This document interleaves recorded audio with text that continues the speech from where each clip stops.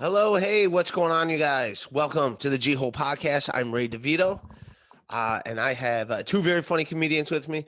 My buddy Patrick Schroeder, who's a co-host of the podcast, the Good, the Dad, and the Ugly. Very popular podcast. Very funny dude from. I always thought he was from Philadelphia, but I guess he grew up in Florida. I think he just started comedy in Philly, but very funny dude, very cool dude. He's been on this podcast before. And Kathryn Henson, who we've all had on this, everyone's favorite BDSM dungeon operator or owner. I don't know, whatever she did. She did the books. We get into it. We talk more BDSM dungeon stories, which are always fun. You want to know what's going on in the dungeons, right? Of course you do. In the sex parties. You want to know what's going on in the sex parties. I don't get invited. I just got to hear about them. And then if you guys want to, just released Friday, I put out a podcast on Patreon. Check out the Patreon, patreon.com/Ray DeVito. It's just $5 a month, people. It's not that expensive. Yeah, join. Just did a podcast, Derek Gaines. Check him out at Derek1Gaines on Twitter, and everyone's favorite side piece, Wendy Starling. Wendy on Twitter, WENDISTERLING. And yeah, so I got them two on the Patreon that just released the other day. And yeah, Derek was great in The King of Staten Island. He had a pretty big role in that, and he just released a special on YouTube, so check out that. But yeah, man, $5 for the Patreon. Come on, people, come on. And speaking of the Patreon, shout out to Chauncey Gardner and Ken Mosca, who I got what you sent me, Chauncey. That's very cool. Thanks, man. Those of you that know like my whole situation that's been going on, those of you that listen to the podcast, the fact that I was in a car accident, I had a concussion, I had head trauma, I had to go to the ER, but instead of taking me to the ER, the cops said I was on narcotics, put me in a jail cell for 6 hours. All those charges dropped. All that stuff's over with. My only problem now is with car insurance, according to what one of them is saying, because I had a rental car insurance, I had my own insurance, and if you rent with a Chase Freedom card, they also have 3 insurances.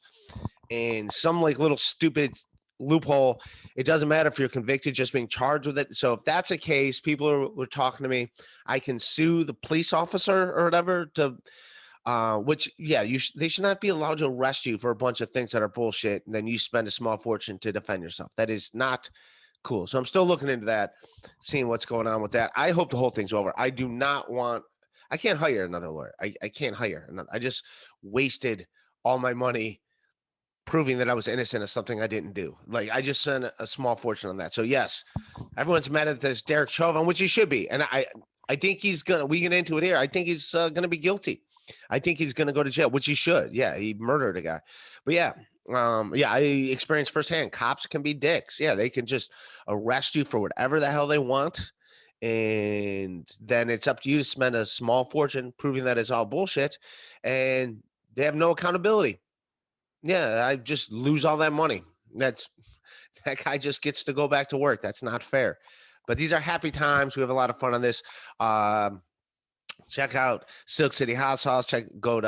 That's my sponsor, Silk City Hot Sauce. Go to silkcityhotsauce.com. Put in Geo, save 20% on everything. All right, I love all you guys. Enjoy. Oh, and Patrick Schroeder's on Twitter at Showtime, and Kathryn Henson's on Twitter at Ooh Girl You Nasty. All right, I love everybody. Peace. And you moved to LA during the pandemic. We just went to. I went with my girlfriend mostly to not have to spend a winter in New York during the pandemic, the full winter. We figured that would be too depressing to just have to be inside for like 4 months straight. So we basically just, rented a van and packed it full of camping gear and the dog and drove across country and went camping along the way, stayed in LA for 2 months. What is this a 90s like Jen Blossom song?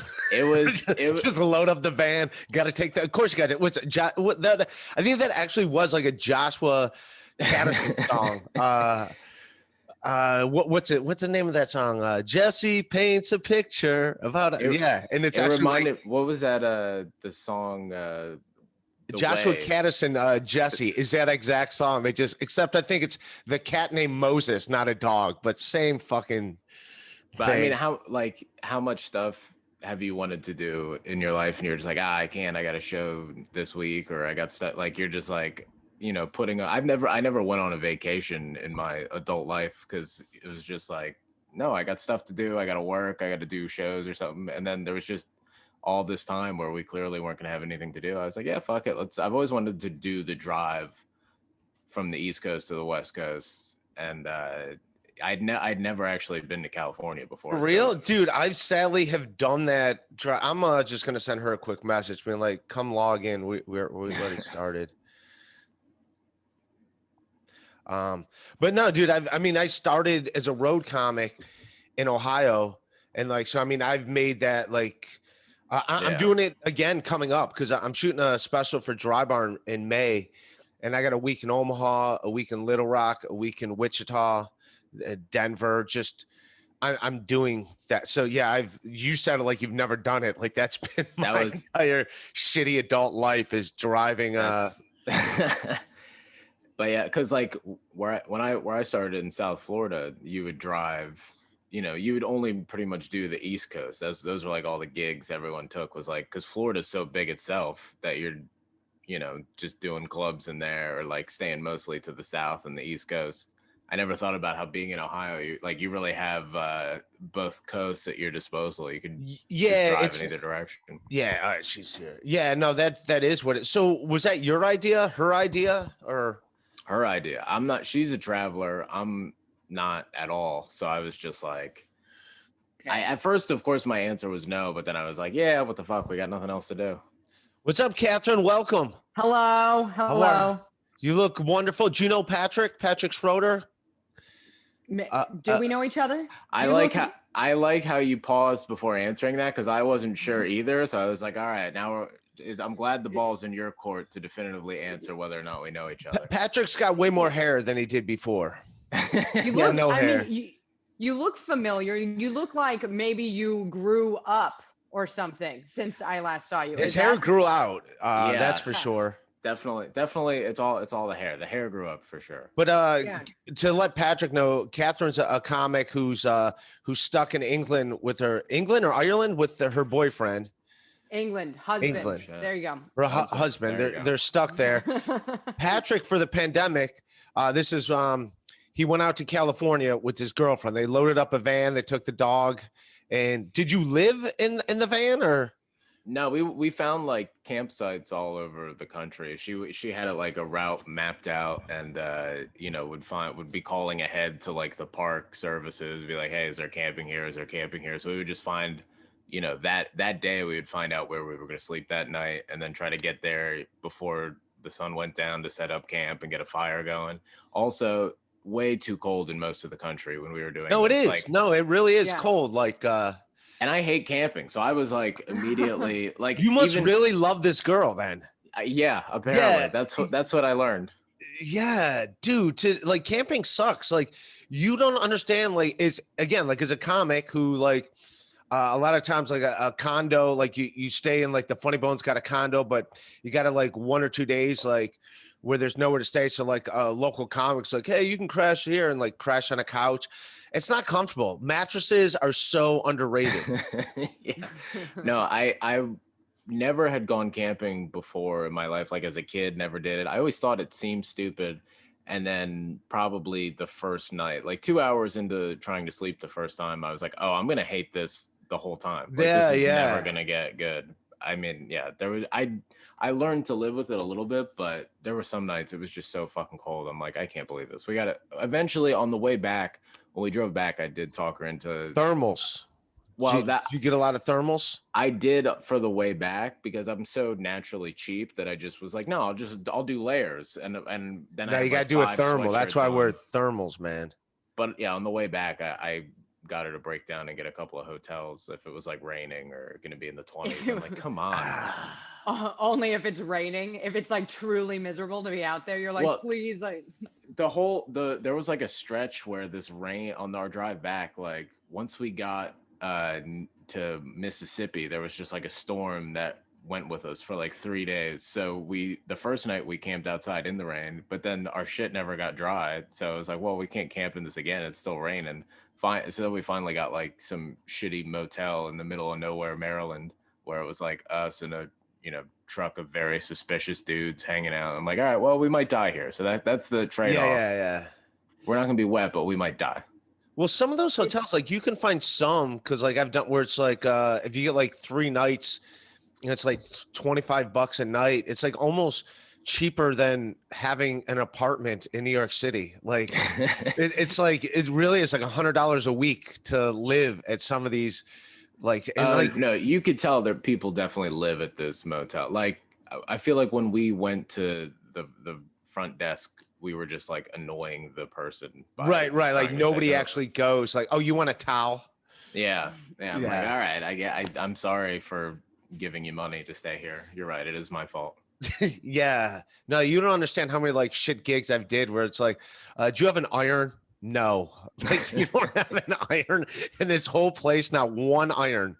It's like, oh, and then when the heater came on, somebody had obviously peed in the heater because it started to smell like piss. Sorry, that was me in 2008. Well, that's what we were trying to figure out, if it was a person or a dog who did it. And I'm like, honestly, in this motel, I wouldn't be surprised either way. Like, you would hope it's a dog, but probably it was just a little of both. Really? Yeah, I'm sure it was a real wild night. There's a hooker, a dog, just all kinds of drugs are in that heater. Dude, so, and what people don't understand is like when you get in middle America where it's all flat, there's no mountains, that rain comes, it's different. And like, there's a reason why there's hurricanes in the South and stuff. Like it's way more, there's nothing to like break it up. So it's just like a wind and rain at the same time. It's pretty brutal.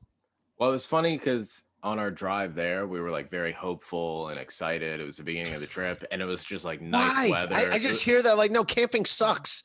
People camp because they're on the run. There's an ex trying to get child support. Nobody camps for the fucking fun of it. I think it's not a fun thing to do. The fact that we had just been inside for like months before that, we were just like happy to do anything. And the whole drive to California, we like took our time. We stopped at different places, and we had great weather the whole way. And then on the way back, because my girlfriend doesn't drive, so I'm doing all the driving. So I'm already like miserable for the drive back. And it was just like shit just kept going wrong the whole way. Like campsites we got closed, and like places we thought we were going to stay weren't actually open anymore. It was just like they weren't there. Yeah, and then like it started raining. Yeah, you know what they don't have at campsites? Internet. Turns out like was there internet at these campsites? Oh no. Yeah, I was off the grid. Thank God that the Eagles were terrible, and it was like after they had already shown that they were going to be bad. So I missed a lot of football this year. But if there was ever a year to miss football, I feel like it was this one. Not for me as a Browns fan.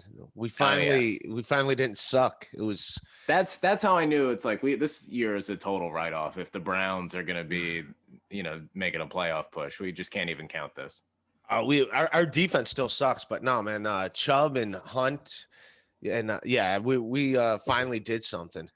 That actually reminds me, I was driving through Arizona, Arizona had no service for anything for like 6 hours of the drive. The only thing that came in was an AM radio station, and it was playing it was like Browns against the Texans or something. Like the score was like 7-3 the whole game. There was like, it was the most boring football game, and I listened to the whole thing over the AM radio like it was 1955 just because nothing came in. I'm like, this is like the way our fathers drove across country. There was no cell phone reception?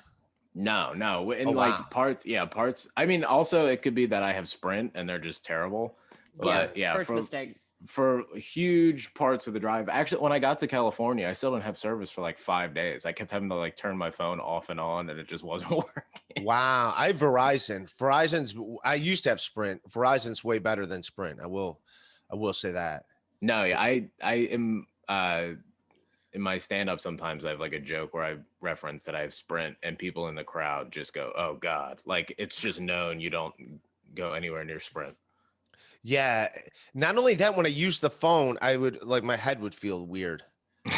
Like, so that's only with Sprint. Like, I was like, they're the tumor. Yeah, they're the tumor company. Everyone knows that. Yeah, like I'd be on the phone, I'd be like, and I'd have a headache. Like if I was on the phone for more than 20 minutes, I'd have like a headache, and I'm like, that's not. And someone else said like, yeah, that's Sprint. So that's all sprint right there. That's powerful though. That's really, Yeah. So, dude, where'd you meet this girl? And you obviously are gonna, I don't want to put words in your mouth, but you have to marry her after. Yeah, well, camping? After camping that's definitely the first step towards a lifelong marriage. We met on Hinge right at the beginning of the pandemic, and then it was the kind of thing where it was like she lives alone and I have roommates. So the more I started coming over, it would be like I would just stay here for a week, because I also felt super guilty about going back to Right. my place, and because my roommates were very COVID conscious and being smart and safe about it, and I was trying to be. But were you paying rent the whole time? I was, until when we decided we were going to go drive across the country. That's when I moved out of my place. Just knowing eventually, like when we came back after a few months, I would just move in here, and I just put all my shit in storage. All my shit is, of course, like 6 bags of clothes. I didn't own anything actually. So yeah, most of my shit's in Ray Gooch's basement in Queens. Like I don't, and it really is just like clothes. So, and then also I lost a bunch of pair of jeans, and I don't know, but I look back at it like that I didn't really need them. Like it was time for them to be replaced anyways. No, that's when I moved out, I threw out like half my clothes. I wear the same 4 things every day anyway. Yeah, like, it's not still rocking my Jimmy Eat World t-shirt. Notice that 16 at heart, Yeah. So yeah, I don't know, man. So that's that's pretty serious, man. You like really got it. Same thing with Kathryn, man. She got stuck with a dude in Europe, and I got stuck in Australia. Oh, you got stuck in Australia. All right, yeah. Give Patrick your story. I know the story, but recap me a little bit. Well, I flew to Australia in March to do a comedy festival, and that got canceled, and my flight got canceled, and we ended up stuck there for 6 months. Jesus Christ. Yeah, actually, we wanted to get an RV and do what you did through Australia, but they shut their state borders. Yeah. So they weren't allowing any crossing. They weren't allowing travel of any kind. And then, of course, I got stuck in the one state that had like coronavirus. So I was in like a hardcore lockdown for 6 months there. And when we could leave, the reason why it took 6 months to leave was because when they did allow people to fly out, they don't allow citizens to leave Australia. But if you're not a citizen, you're allowed to fly out. But the flights were like $5 to $10 grand one way out. Wow. So yeah, so we were like, we're kind of fucked. So we were just sitting in Australia in lockdown for 6 months, and then where'd you meet this guy though? What's the backstory of you meeting the guy?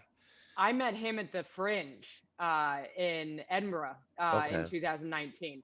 So we were dating, but we had decided we wanted to get married. You know, it's just kind of like one of those things when you know. Look at that. Look at this, you guys, both you guys. Yeah. You just instantly connect with someone.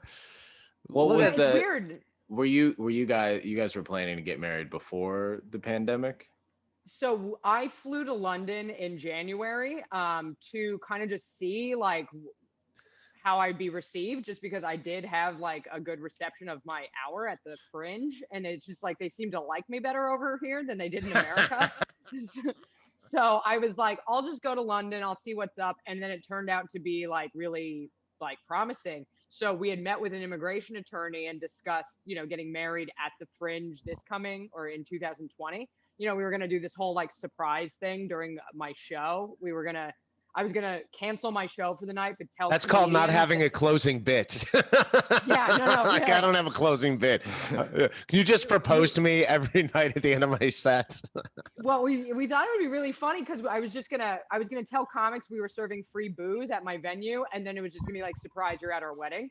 And we just thought that would be fun. But basically, the plan had been I was going to live between here and New York, essentially. And so prior to the pandemic, we were going to get married. But then when we got stuck in Australia, my attorney was just like, if you can get married there, you should get married there. Otherwise, you guys will be separated when you can leave, because he's Irish and I'm from America. So we were like, fuck. So we ended up getting married in Australia in lockdown. And then we were stuck there for 6 months. And when we left there to come to the UK, We had about 6 weeks open before the UK went into a lockdown, and I am still in a lockdown. So I have spent a full year in a hardcore lockdown. So yeah, I'm glad the clubs are open in New York. You know, those. And What's COVID like? It's even worse over there, you're saying? It's what happened was it appears as though they went into the first lockdown that everybody went into. And then they opened for the summer, and they encouraged everybody to go out and eat out. They came up with this scheme, eat out to help out, to reboost their economy. Right. But all they did was trigger their second wave.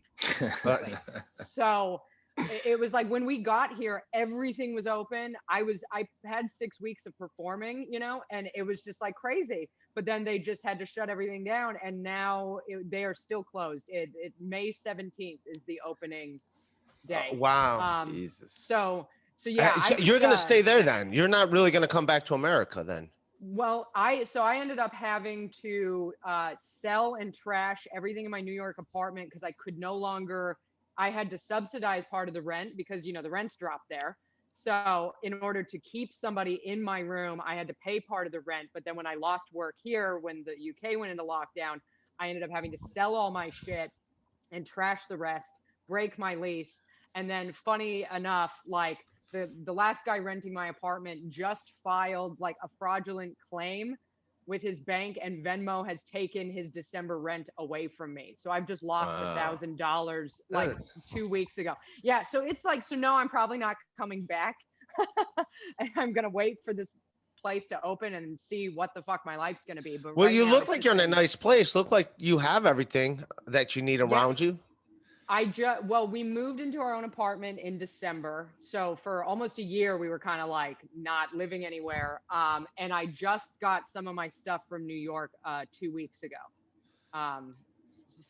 So it looks like you're doing fine. I mean, you out of the three of us, you have the nicest apartment. Oh, I just have tape. I just have my Montreal Expos hat, and he's in his girlfriend's apartment. She's got a nice couch. I see the couch. I moved it up the stairs. I got it here, so I played my part. That's an important dude. role. And also, man, the fact that you went camping with her, you know, she's low maintenance, dude. That's that's great. And also, man, like the thing that sucks about camping is I remember like when we were a kid, it's always like a kerosene heater, my dad, which would scare the shit out of you because like you're any little thing that'll set the blankets on fire. Like we bought one of these like portable grills and had the gas like in the back seat in the trunk. We had like the canisters from when we use it, and driving, all I could think about is like getting rear-ended and somebody just hits that and the whole van, and it's just gonna blow up. Like that was just my constant fear driving, like a Sylvester Stallone movie. Yeah. How long did you camp for? We took about like 14 days in each direction driving, so it was about like 2 weeks of camping each time. It's funny because I definitely am not a camper, but when I was 15, I got sent to one of those wilderness treatment centers you like hear about on Dr. Phil, you know? So I've actually camped for 6 weeks straight outside once in Utah, and like, I will never camp again. Do you know what I mean? No, camping stinks. Camping is, and it's really the lack of a mattress that sucks. Well, and Utah, I was gonna say Utah specifically, we camped there and it was the windiest. It was like 35-mile-an-hour winds once it got to 4 a.m. and it's so windy it like wakes you up because you think the tent's gonna blow away, and then you're just sitting there terrified from like 4 a.m. until the sun comes out and you can break down camp and leave. Did you have to dig holes to shit in? Because that's something I never did. She did, and she hates surface that turds. I tell people that. But yeah, she was the only one who actually took a shit in the woods, and I took a video of her like walking back from where she did it. She was like holding the toilet paper and like walking like very happy, and then noticed I was filming and was like, God damn it. But yeah, no, I'm too shy to do that outside. Like if there's a lot of the campsites have like a little restroom or something for you, but mostly I just wait until we got to 7-Eleven or McDonald's or something. Right. Did you what was I gonna ask? So did you still do your podcast and everything? We found like because we knew I'd be gone for at least a week or two, so we would record a bunch in advance. But there was a couple where I had to just like call in on the Zoom, like do it over Zoom on my phone, and just have terrible connection. Like I would like drive to a place where I thought the connection would be good enough. Yeah, it was a hassle, and I just straight up missed. There were like Zoom shows that I forgot I had booked before we left that I'm just like, oh yeah, I'm not going to be able to do this. I'm so sorry. Yeah. How was California, man? It's beautiful. I fucking loved it. I mean, especially, I grew up mostly in Florida, so I loved seeing the palm trees and having it be beautiful every day. Went to the beach, went hiking, and I'm not like a huge outdoor guy, but it was nice after being cooped up in the city to just have shit to do. I will say though, we left New York because it was getting so bad here, like COVID and everything. It was so bad. We're like, let's go to LA. We can do more stuff. Well, that's why I came to Ohio, man. It's Ohio's like open. It's not like everyone on top of each other. Yeah. Like New York. It's not like it's much of a cesspool. The first night we got to California, we met up with a couple of her friends to do like an outdoor dining thing. And that was the last night of outdoor dining in LA. They shut it down like the next day. So we only went out to eat one time when we got there. We're like, well, this is what we just tried to avoid by leaving New York, was so we could have something to do. But yeah, then California got really bad with COVID. So then we got scared to do anything with anyone there too. Dude, Kathryn, I don't know if you see this. What's going on in the news today is that George Floyd trial, the murder, the cop that is it making news over in England, or people don't? You got your own shit? No, it is. Yeah, it's definitely on the BBC. I've been trying to stay off the news in general, but like I have seen they are covering it here for sure. I mean, that's like worldwide outrage, Yeah, you know what? I always thought I thought he was going to get off, but like I've been following it. Have you been following it, Patrick? Yeah, I mean, I'm pretty sure agree with what you're about to say, that it seems like everyone, even the like police aspect, like the cops they've had on the stand are like, yeah, he used force that was totally unnecessary. Like, it seems like he might actually at first convicted. I thought like, oh, he's gonna walk, because cops always walk just because it's fucking bullshit. But yeah, like listening to like the one time when he had no pulse, when the one cop checks for his pulse, there's video of the cop being like, do you feel a pulse? He's like, no, no, I don't feel a pulse. Maybe we should like roll him over. And it's a show that dude with the knee on the neck. They're like, no, just let him chill out a little bit. Like that right there is like, no, that's manslaughter. Like that you just was told by another police officer he has no pulse. Like that right there is all you need to at least get some kind of manslaughter conviction. And like I think the fact that he had so many previous complaints about excessive force, it seems to me like maybe his coworkers don't like him very much either, which is like another, it sucks that it's that simple and that easily, like it has nothing to do with actual justice. It's just like he was a cop that other cops might have not liked, and that's why he's well they have him on video being like, there's zero pulse, can we roll him over, and him saying no. Like whether they like him or not, just having that video is pretty damning. Like that video, that right there should be like, yeah, that's you killed him. Like we just said he has zero pulse. You're like, nah, we got to choke him a little more. I mean, I still wouldn't be surprised if they, it just, because it seems like every time it seems obvious. There's a loophole. It seems like every video you've seen for the last, 10 years or whatever, since we started seeing these videos more and more, you're like, oh yeah, this is obviously the cop is guilty and killed somebody and should go to jail. And it seems like hardly ever. Well, I think just that, a cop telling him that he has no pulse, the other cop being like, he has no pulse, we should roll him over, and him being like, no, we're just a few more minutes just to make sure. He's a big guy. It's like, that's different level of psychotic. Like, we all have seen cops abuse their power and be, ego trips, but to just I just went through a thing. I got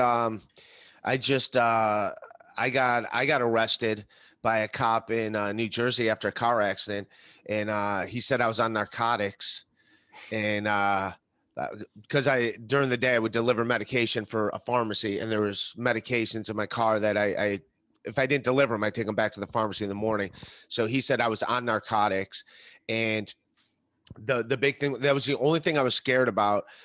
Anyways, I had to spend like $10,000 like defending myself. But the thing that scared me is I had smoked weed within 30 days before that, and they did have my drug test. So I'm like, and my lawyer saying, well, if there's weed in your system, they could say, well, you were on weed or whatever. But the drug test came back negative. So whose ever vape pen I smoked had fake weed like a couple of weeks before that, because, or maybe it was just nicotine in the thing. But that was the only holdup that was scaring me. But yeah, there was nothing in my system, and it came back.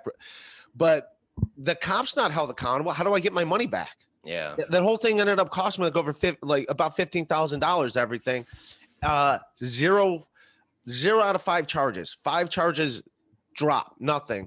So, and now the thing that is I'm getting in with the insurance company, which is kind of scaring me, is they're saying, well, it doesn't matter if you're one of the insurance company saying, well, it doesn't matter if you're convicted. The fact that you were charged with a DUI is like a big. It's like, but it's not a real DUI. Do you get what I'm saying? Like, a cop can pull you over and say you did anything, and you're fucked. You're guilty of that. Now you got to spend a small fortune to prove that you didn't do it. Like, that's so not fair. And I'm saying that, like I'll be honest, before the incident with me, I just thought like, people kind of overreact. Cops got to do their jobs. And then this happened to me, and I'm like, yeah, they're assholes. They're dicks. Like, they can just make up whatever story. I'm in my 40s. I've never been arrested in my life. I have nothing on my record. And this guy just decides, like, not only am I stealing narcotics, but I'm doing narcotics, that I'm. Nah, well, that's the thing. I think people just assume, because, you know, generally most people don't really do anything worth getting arrested for in their lives. So they just assume like, oh yeah, but it's like, eventually you're going to I remember being a kid.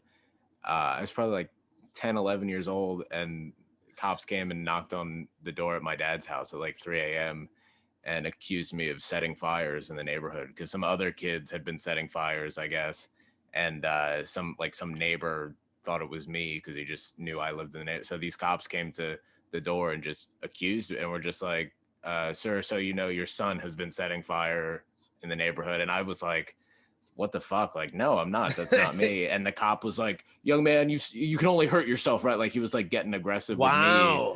And I'm like, you don't know me. Like, somebody, like a neighbor just told you I was, and you believe it. And I'm luckily I was not that type of kid enough that my dad was just like, yeah, obviously you didn't do that. Like, I'm not like, I was afraid of fireworks as a kid. Like, I'm not setting things on fire. I promise you. Jesus, that's insane. Have you guys seen The Wire? I feel like it sort of like paints the idea of all of this, you know? I mean, we expect that, like, to become a cop, you have to be like a noble or honorable person, and you do not. You can just have your own personal vendetta, and you can inject that into your job at any given moment. You know, there's good guys who do bad things. They just make up their own mind, and there's no checks and balances to be like, no, you can't just go around accusing people. Like, they get paid to accuse people of things, whether they did or not. They get paid to like paint their own story in their head. Like, this is what we think happened. There's obviously some medications here. He was in a car accident. Obviously he was on these medications. We think he's stealing them. He's stealing them from these people, and he's trying to sell them, and he's doing them. But then yet I think the cop knew it was bullshit, because when my sister picked me up from jail, he gave her the medications. So if I'm stealing these medications, why are you then giving them back? Yeah, that would be evidence. It's like, why are you giving them to my sister if you think I'm stealing people's medications? I went to jail in New York once. I went with a boyfriend. I slapped my boyfriend after he kicked the wall in my apartment, right? So this is, I was in my early 20s. And what'd you do to him? I slapped him. I did, you know, it was like a double whammy, you know, like a bam, bam, you know. Oh, you got the backhand too. Wow. Yeah, you know, very cartoonish, you know, we go all the way, got to do the full drama. But I don't think either of us expected to actually go to jail the day we went to jail. Wow, you went to jail for this? Why, a neighbor complained? No, so we had been drinking, and this was my mistake. I did call them, which You called the police on yourself? It was, well, because when he kicked the wall in, you know what I mean? It was very alarming. We were both been drinking. It was like, and it was very late. It was like 6 a.m. and I thought they would kind of come and mediate, but instead they came to like No.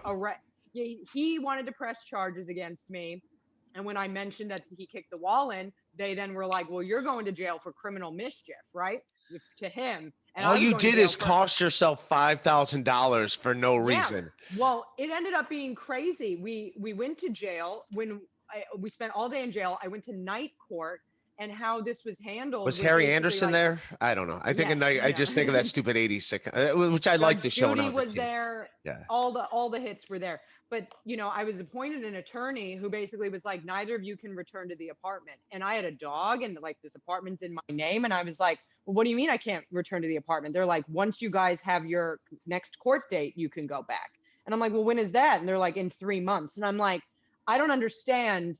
You know, they were like, you're going to get this order of protection against you. He'll have one, you know, against him.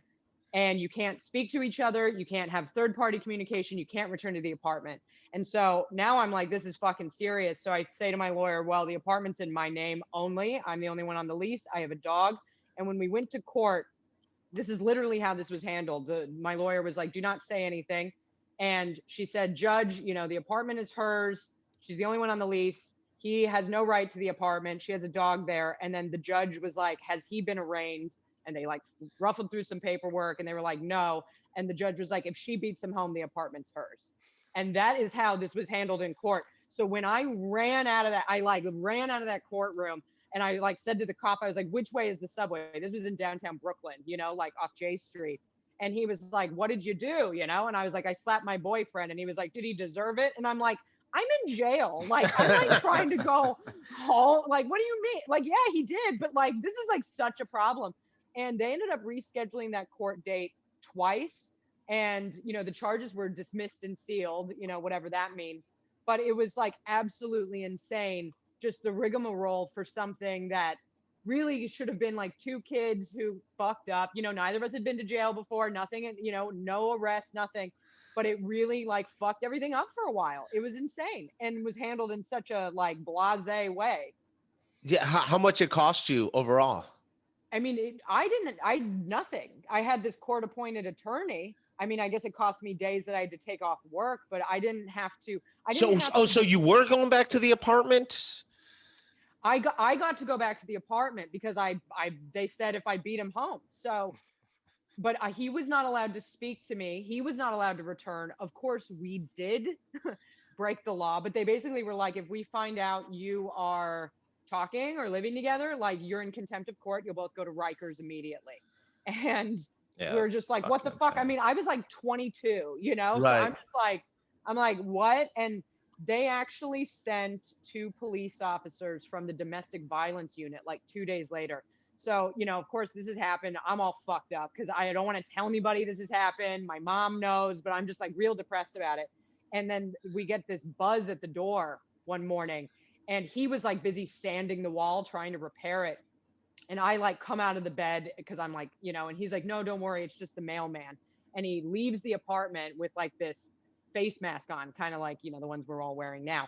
And he doesn't come back. And then I hear this knock at the door and I open the door and it's 2 cops. And they're like, ma'am, you know, we're from the domestic violence unit. And I'm sitting here thinking, there is no way he had to pass them. There's no other way out of the building. And he had buzzed them in. So I'm thinking, oh my God, like we're going to prison. And they were like, is he in there right now? And I was like, no.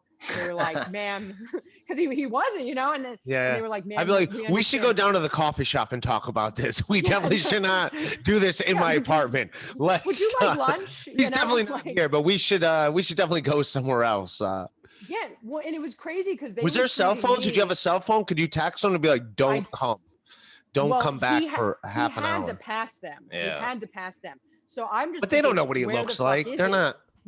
Well, we were living in Flatbush at the time. So I'll put it this way. This was like a while ago. So we were definitely the only white people in the building, you know, like, so if you had to guess, you know, and he apparently passed them and they were treating me like I had been the one who had the violence against me, you know, when in reality, I was the one who was arrested for assault, you know, and they were like, well, if he comes back, you know, you call us. And I'm like, yeah, okay, sure.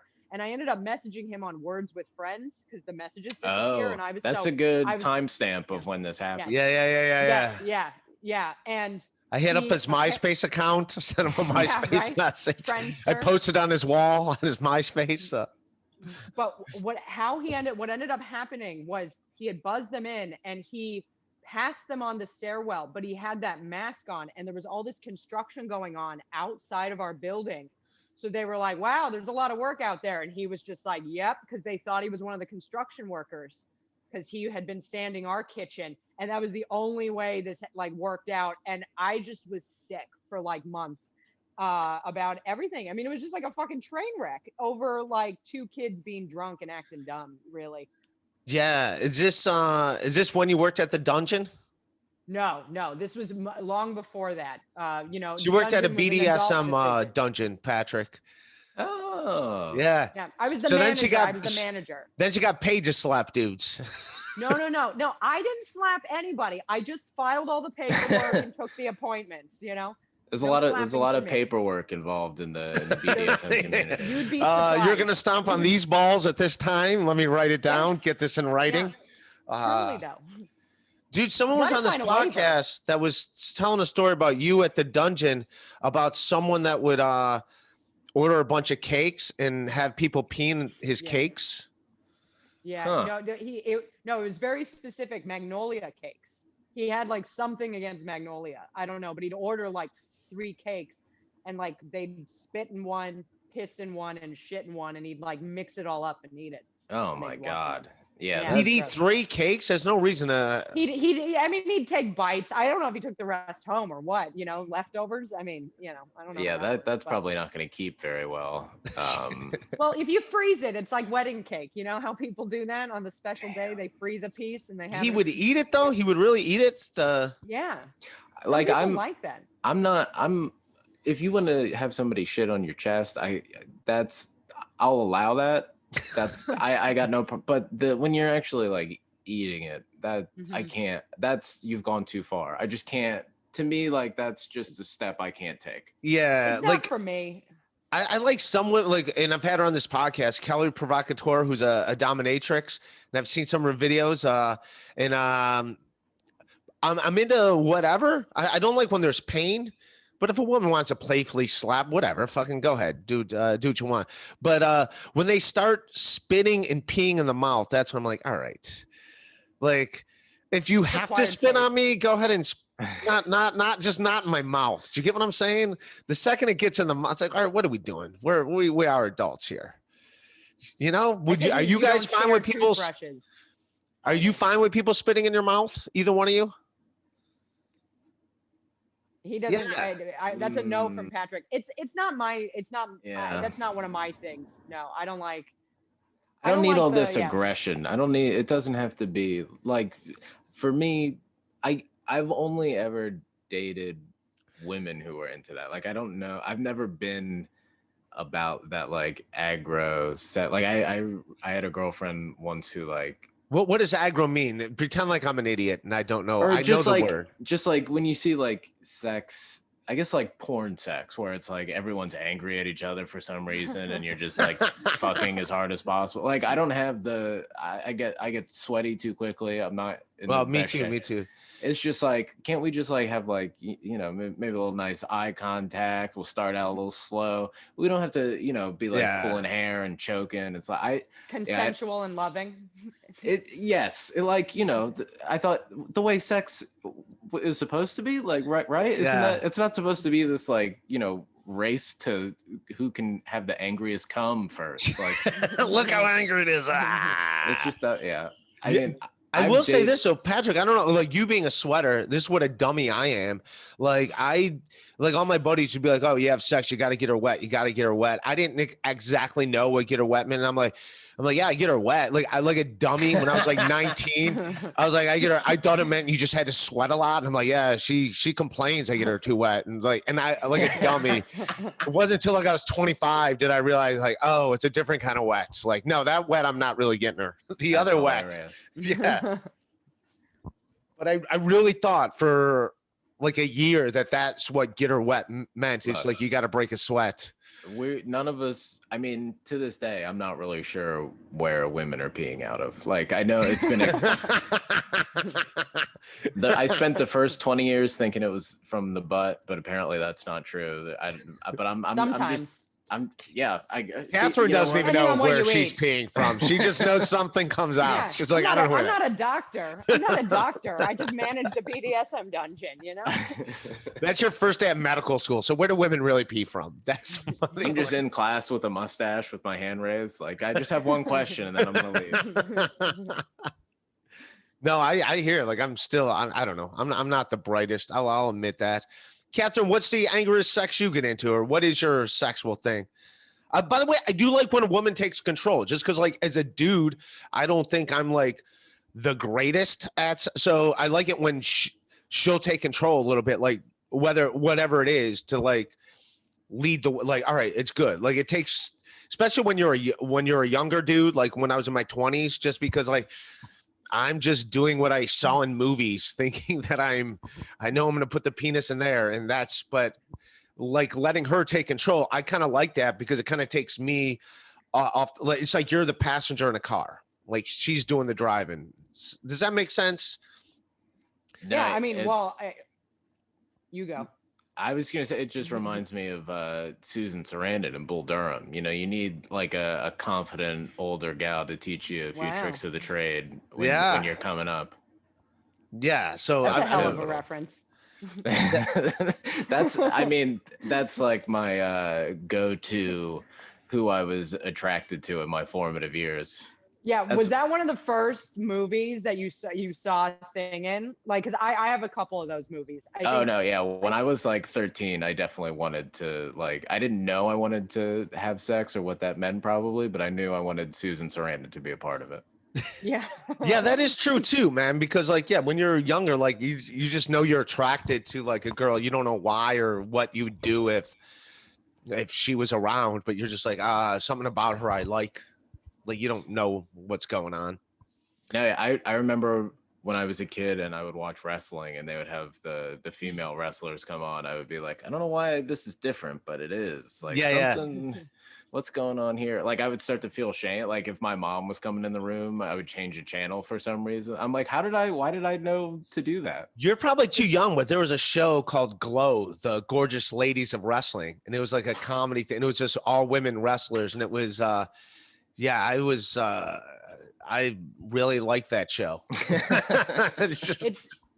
It's funny that you bring this up because there was a wrestling room at the dungeon for wrestling, you know, like either the guy would do fantasy wrestling with the girl, or there'd be like two girls and he'd watch and sometimes participate.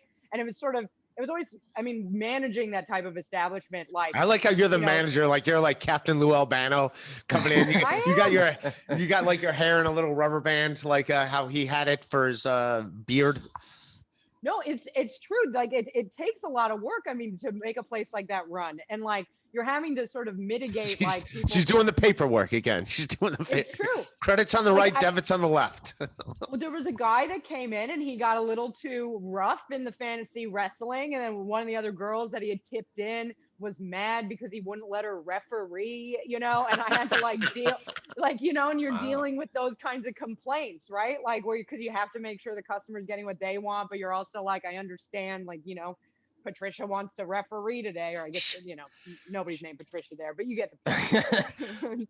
What are some of like the funniest complaints and problems you had at the sex dungeon? I feel like this could be, because at the end of the day, it's still just your job. So it's like, I'm sure you get sick of shit that everyone else is like, what the fuck? There was just, I revisited this around Christmas. I worked Christmas, and there was a guy who actually tried to haggle the price with me on Christmas. And I'm like, you fucking piece of shit. And he wanted to he was like, give me the owner's email address. I want to file a complaint. And I'm like, because I won't change the price for you on Christmas. Was it Ebenezer Scrooge? Yeah. Yeah, right. Or I was like, or are you Jewish and you don't celebrate? But, you know, there are people who celebrate here today. But I had, I mean, well, let's be honest. If you're at a dungeon and you're a girl working, like a girl doing sexual stuff at a dungeon, your family's probably not, you haven't spent Christmas with your family in a few years, I'm assuming. Or maybe it's, I don't know. There was a girl, I mean, she was working there. She was interesting. She shaved her eyebrows one day, which is just an alarming new look. I trim mine, man. I need to do it. I think it. There's a trim. I got Michael Dukakis eyebrows. They're pretty thick. But she came to work and there was a meet, and a meet is basically when you know, you send in every girl and they pick one, and she went in to meet the guy and it was her uncle. So that was awkward. You know, I bet they don't do it's like, well, we haven't done this in 16 years. This is so, this time I get to be the aggressor. Yeah, right. But yeah, you know, it's a lot of, definitely weird stuff that went on. And there were a lot of Hasidic Jews who did show up to be. Really? Yeah. You know what? That's not, I wouldn't ever assume that, but it's not shocking to hear because they probably have to be so repressed in so many ways in their life that's like they, you know, their big secret blow off. Yeah, I mean, one guy, he just liked to be a dog. He was Hasidic, and he just liked to come in there and act like a dog and like fetch a ball and like pretend to eat out of a dog bowl and get pets. And I think she shaved his chest, and the whole thing took 30 minutes, and then he'd leave. But there was never like a sexual release part of it for him. I mean, he would come at some point. You gotta come. If I'm going there, I'm coming. I don't know about you, Patrick. Yeah, if I'm going there, I'm coming. I'm not coming. It's gonna happen. I guess you could just act like a dog anywhere without coming. Like you really are just paying for the coming part. Yeah, that's really what it is. Did you have a certain area where they have to come? Like they can only come in this area? Well, the girl, there is no like her jerking them off. Like they could make themselves come. So in terms of, she wasn't allowed to touch anything? No, you can see, it's like a weird blurred line, because there was definitely like cock and ball torture, right? Where, you know, they tie their dicks up, you know, or put it in like a vice or in a little, you know, on a leash. But like she never actively jerked anybody off. Yes, because then that's like that, like you could touch it, you just can't jerk it. Like, Yes, yeah. So, and it's like, you know, pegging is technically like illegal, but we did it for. It should be illegal. I don't know why. Why it sounds like it should be. Yeah, or at least do it behind closed doors. We don't need to know what's going on. The doors were closed, Ray. The doors were closed. Yeah. More cops knocking on the door. But I heard there's pegging going on in here. Yeah, well, and sometimes, I mean, there was a guy who came in once and they thought he was a cop. And like, that's sort of then my job to determine if it is or isn't. And I'm like, I have no fucking idea. Like, I really do not know. As you're getting arrested, like, turns out he was a cop. Turns out it was a real badge. What do you have to do to sort of like smoke them out? Is there like do they give you like a playbook for how to deal with people to like test if they're with the law? Yeah, I mean, you if they're new, you start with like you know, they fill out a questionnaire. But like, I honestly would defer to the girls who had worked there the longest, just because they seem to know, you know. So I might like, even though I'd like send them in, or if like we had a big video camera so we could see them enter. So it's like we'd all like look at him, and then I'd kind of be like, you know, hey, you know, Vanessa, do you think he's a cop? Because like, I really don't know. He just looks like any old white guy that comes in here. So no, I've been accused of being a cop several times just because I was wearing a hoodie with baggy jeans and boots on the train. I walked in and some guy was like, undercover. I was like, no, I just don't know how to dress well. Like, leave me alone. I would, if they thought I was undercover, just random people, fine. That's better for me. Like, I don't want to talk to anyone in New York, you know? I don't want to talk to random strangers. Like, yeah, fine, think I'm a cop. I don't give a shit. You know what I mean? Like, let them, that's a win for you. I don't know. I want so badly for people to offer me drugs if they have it, that, you know, if the word starts getting around that I'm undercover, I might miss out on some opportunities. Yeah, I just, I forget who's, apparently I smoked fake weed that month of that car accident or whatever. It saved you though. Yeah, but the whole thing's ridiculous. Stephen B put in that position. And like, let's say I did smoke weed 2 weeks earlier. Who gives a shit? That doesn't mean I should be arrested for like 5 different things. Well, the other things were automatically going to get gone because I did work at a pharmacy and I did have a boss at a pharmacy. So it wasn't, so that whole thing was going to get washed. But the DUI thing scared the shit out of me because it's like, my lawyer's like, yeah, well, they might have you. They said they have a blood test, and it's like, what's crazy though, Ray, that you say that you passed that drug test. So how I ended up in that wilderness program, like I had run away from home and they found me, and during the whole time I was smoking weed, but they gave me a drug test to go into that wilderness program that I also passed, and I didn't know I passed it because of course when I got into this program I lied and said I didn't do drugs. They obviously found out that I did because, you know, they talked to my friends and whatever. But my mom said that I had passed that drug test. So I will never understand how or why. Well, you know what could have happened? I don't know, because when the prosecutor and my lawyer went in the room and talked, like you don't really see it because it's over Zoom. So I have no idea. But what I think probably happened if it was in my system is the guy thought I was on narcotics, so he might have just tested for narcotics, which there's no narcotics. So maybe that could have been it. But anyways, whatever he tested me for came back clean. So, I mean, I don't know the specifics, but I told my lawyer, I was like, he's like, did you do any drugs? I was like, well, occasionally I smoked weed. So maybe that one. He's like, well, you got to take the DUI then. We'll get it down to, and I'm like, but what, just because I smoked weed 2 weeks ago and now I'm, you think should you have just said nothing? Like in retrospect, do you wish you were like, I never did anything? No, I only told my lawyer. I didn't say that in court or whatever. Okay. Like you don't say anything in court. Your lawyer does all that. But I mean, you got to be honest with your lawyer because he's going to. You can't like tell him one story, and then they come back with a drug test and like. I feel like because people are always like, you got to be honest with your doctor. I'm never honest with my doctor because they're in bed with the insurance company. You don't know. I feel like even if I had a lawyer, you know, I don't know whose side he's really on. I'm not paying him that much probably, or it's court. That's true. I would only give the version of the story that makes me like a lot of anytime a doctor gives you medication, I always say don't drink on this. Of course they're gonna say don't drink on it. Like they're never gonna be like, no, you should definitely drink on this. You should definitely do at least 5 shots of whiskey every. Like, of course, no matter what they give you, they can give you a fucking Tylenol. Like, don't drink on that. Like they got to tell you not to drink on every medication. So I know, like I have friends. I forget how. I think a friend asked me if he should be honest with his doctor about smoking, and he was like, "Yeah, my doctor always asks me if I smoke, and I just, you know, I've been smoking a lot of cigarettes lately." It's like, yeah, he's just gonna feed that to your insurance company so that now you got to pay a smoker's premium instead of just shut up. But you don't need to. If you're smoking and something goes wrong, we're all going to find out. Like, you're going to know. It's not going to be like that. Then we'll deal with it. There's nothing we can do ahead of time. Like, right. No, that's true. It's like, oh, you're smoking. We'll give you the real medicine then. Like that's. Yeah, that's true. I got to wrap up just because I gotta get out of here. But what were you going to say, Kat? Well, I was going to say that I haven't gotten to do this yet or reap the benefits, but I've got free health insurance now. Oh yeah! There you go. Yeah. Tell them you do everything then. Tell them you're on crack. Do everything that you can possibly do.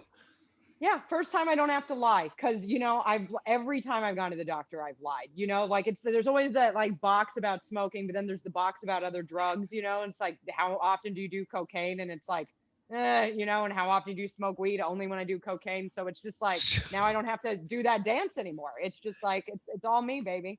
There you go. Own it. Yeah. All right. Where can people? I'm going to do an intro at the beginning, but where can people find you guys online?